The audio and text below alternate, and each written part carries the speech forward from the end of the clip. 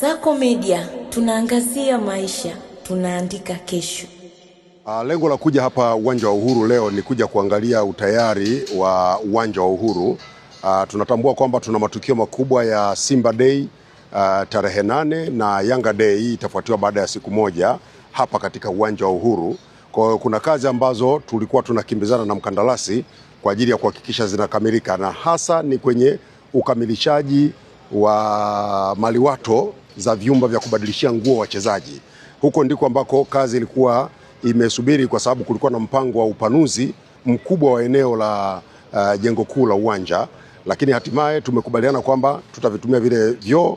Sasa ukaguzi niliokuja kuufanya leo ni wa kuangalia kila kimoja kimefikia wapi. Bahati nzuri mkandarasi Bwana Lee kutoka kampuni ya CRJE pamoja na washauri elekezi kutoka TBA wamenihakikishia kwamba ndani ya siku 5 kuanzia kesho watakuwa wamekamilisha uwanja wa Uhuru kwa 100% na utakuwa tayari kwa matukio ya Simba Day na Yanga Day. Mwaka huu tunaanza na Simba Day, halafu itafuata Yanga Day. Kwa hiyo uwanja wa Uhuru uko tayari, na niwaambie tu, manake wengi watasema mlishatuambia uwanja uko tayari.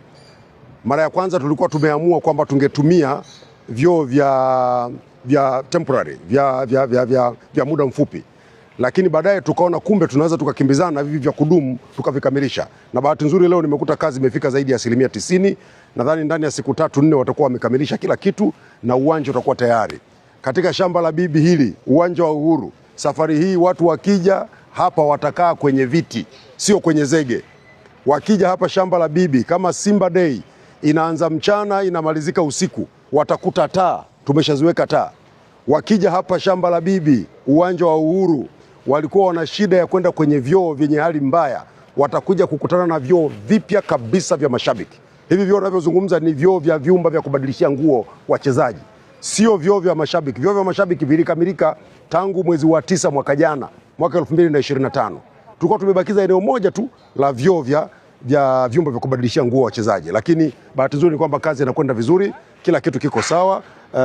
Pitch hii waje waonje, Yanga na Simba waje waonje pitch ya kisasa ya nyasi bandia yenye shock pad technology ambayo haipo Tanzania, iko hapa tu shamba la bibi, uwanja wa Uhuru. Kwa hiyo nafurahi kwamba tumefika kwenye hatua hii, na sasa ule unyonge wa wana Dar es Salaam kukosa uwanja mkubwa unaotosha mashabiki wengi baada ya uwanja wa Benjamin Mkapa kuwa kwenye ukarabati itakuwa imekwisha, kwa sababu uwanja wetu wa Uhuru sasa uko tayari kwa ajili ya michuano.